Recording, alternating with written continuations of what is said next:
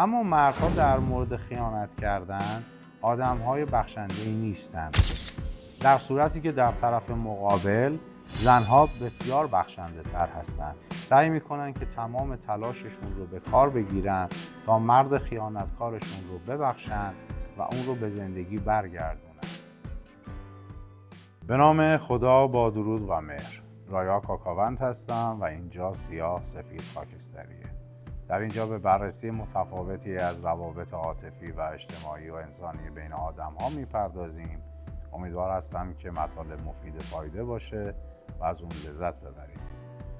در ادامه صحبت هایی که در مباحث قبلی و در اپیزودهای قبلی داشتیم به اینجا رسیدیم که آدم ها از ازدواج کردن و از بار تعهدی که براشون به وجود میاد فراری هستند.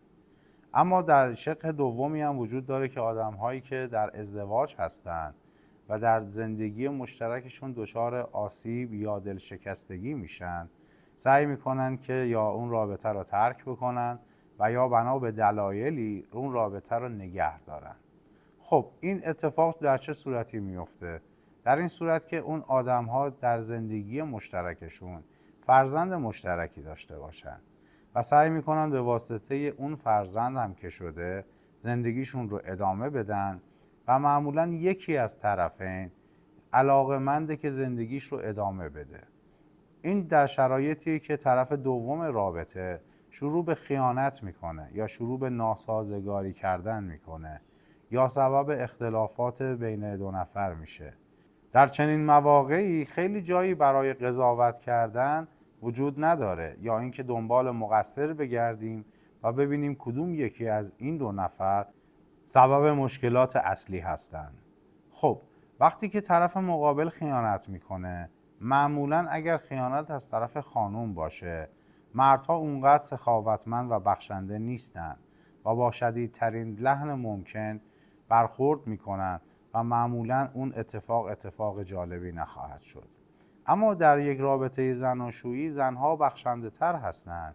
یعنی اگر مرد خیانت بکنه ممکنه چندین و چند بار اون مرد رو ببخشند و برای حفظ کیان خانواده خودشون تلاش بکنن.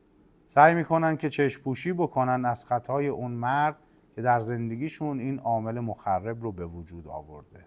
خب طبیعتاً زنها از نظر روحی آدم‌های لطیفتری هستند. اما باید یک نکته هم توجه بکنیم. گاهی وقتا خانوم‌ها با شرایطی که در زندگی برای خودشون و همسرشون به وجود میارن باعث میشن که فاصله عاطفی بین اونها زیاد بشه.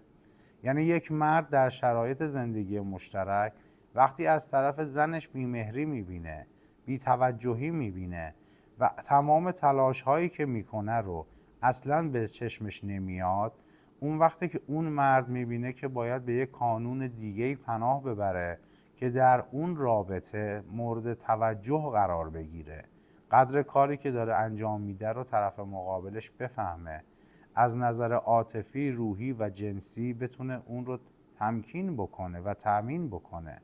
خب طبیعتاً وقتی که وارد زندگی خودش میشه میبینه که داره غر میشنوه، دائما ازش ایراد گرفته میشه، دائما حس ناکافی بودن رو به اون تحمیل میکنه و میگه تمام کاری که تو داری میکنی باعث میشه که ما فقط بتونیم یک زندگی معمولی رو بگذرونیم. اما باید به این نکته توجه بکنیم که اون مرد داره تمام تلاشش رو برای خانواده‌اش میکنه.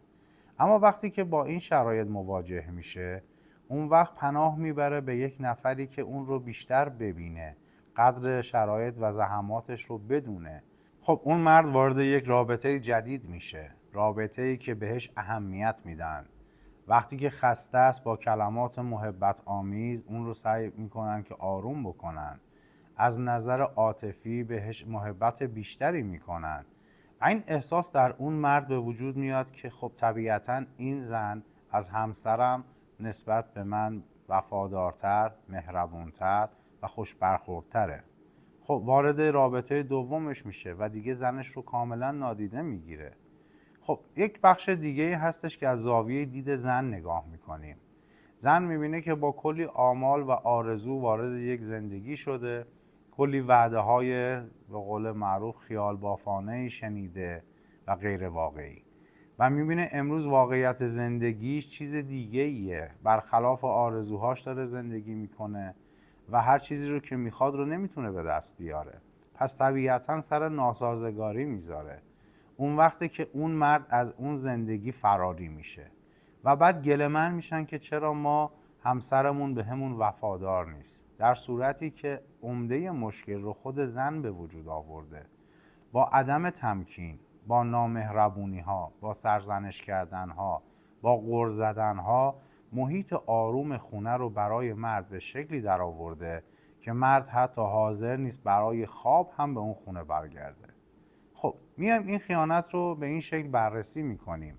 خب مرد ببینه که در جای دیگه داره مورد محبت قرار میگیره، خب پس طبیعتا جذب اون رابطه میشه و بعد از مدتی حالا آدم ها یا درگیر طلاق عاطفی میشن به واسطه فرزندی که دارن و اگر هم فرزندی نداشته باشن که به راحتی از هم جدا میشن بدون اینکه بخوان بعدها به همدیگه وابستگی یا ارتباطی داشته باشن.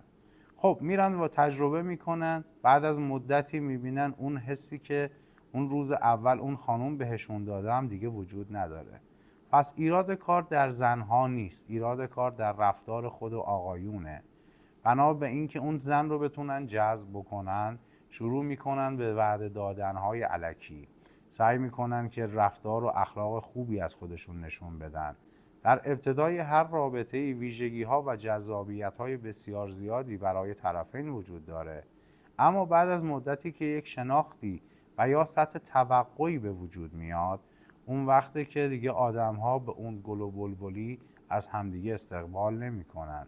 اون شرایط گلستان روابط در ابتدای خودش از دست میره و آدم‌ها شروع میکنن به پیدا کردن عیوب همدیگه. خب این در شرایطی که اون زن برای زندگی خودش ارزش قائله، برای شخصیت و وجود خودش ارزش قائله، اما تمام تلاشش رو میکنه، اما گاهی وقتا دیگه دیره. یعنی زمانی که فرصت این رو داشته که محیط خانه رو برای اون مرد امن بکنه، با آرامش از اون استقبال بکنه و شرایطی رو فراهم بکنه که اون مرد در زندگی لذت ببره، با سختگیری های خودش باعث شده که اون مرد از اون کانون خانوادگی فرار بکنه. حالا امروز متوجه اشتباهش شده، اما ممکنه دیگه خیلی دیر شده باشه، فرصتی برای جبران و رفع و رجوع خطاهای خودش نداشته باشه، یا درگیر طلاق عاطفیه یا کاملا متارکه. این وقتیه که دیگه اون زن در سرخوردگی کامل به سر میبره، اما دیگه فایده‌ای براش نداره و نمیتونه کاری رو از پیش ببره. خب این وسط معمولاً اگر فرزندی قرار داشته باشه بیشترین آسیب رو متوجه اون میکنیم. یعنی علیرغم این که نمیخوایم اون بچه از اتفاقات فیما بین ما با خبر بشه، اما بچه های نسل جدید انسان های باهوشی هستن و همه چیز رو به راحتی متوجه میشن. یعنی اگر هر چقدر ما پنهانکاری بکنیم اونها میفهمن که ریشه این اختلاف در کجاست. اون وقته که نوع دیگه‌ای به ما نگاه میکنن و اگر مقصر موضوع ما باشیم یا طرف مقابلمون، اونها کاملا درک میکنن و متاسفانه ممکنه حس زیاد جالبی به اون طرف مقصر نداشته باشن. خب در آن واحد این بچه براش اتفاقات بسیار بدی میفته، هم کانون خانوادگیش رو از دست داده، هم اطمینان و امنیتی که از طرف پدر یا مادر دریافت میکرده رو از دست میده، هم ممکنه دچار یک حس انزجار و تنفر از یکی از والدینش بشه. خب ما این همه آسیب رو داریم به این بچه میزنیم. این بچه در دایره تاثیرگذاری ماست. فردا اون هم از ما الگو میگیره، این رفتار رو از ما میبینه و میبینه که خب طبیعتاً من هم میتونم این کار رو انجام بدم و فاجعه اصلی اونجا رخ میده. ببینید زمانی که یک زن خیانت میکنه بر اساس هوا و هوس نیست، اون هم ممکنه بر اساس کمبودهایی که داره، توجهی که نیاز داره، محبتی که نیاز داره و عدم دریافت این موارد، اون وقت میره سمت آدمی که شروع میکنه بهش توجه کردن. و هر حال زنها از نظر زیبایی شناختی و یا از نظر جذابیت بصری برای همه آقایون ویژه هستند. یعنی طبیعتاً اگر یک زنی در یک جایگاهی قرار بگیره، آدم‌های متفاوت و مردهای متعددی اون رو به سمت یک رابطه دعوت میکنن.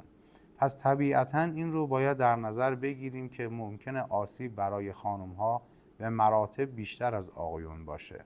خب در جامعه ما امروزه همه آدم‌ها نسبت به خیلی از موارد آگاهی بیشتری دارند.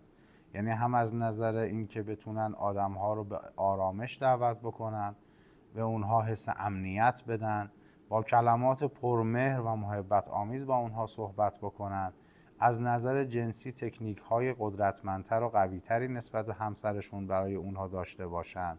اون وقتی که اون زن هم میبینه که لذت‌ها و چیزهای بیشتری رو در اون رابطه داره، خب طبیعتاً میبینه از جانب همسرش اینها رو دریافت نمیکنه و میگه خب پس اون برای خودش، من هم برای خودم.